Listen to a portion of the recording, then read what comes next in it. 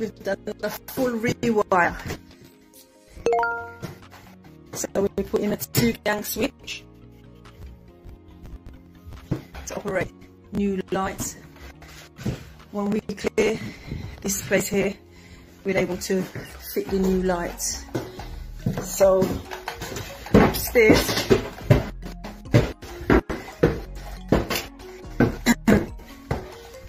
there wasn't any switches here. We had an old switch up here in the door of the bathroom.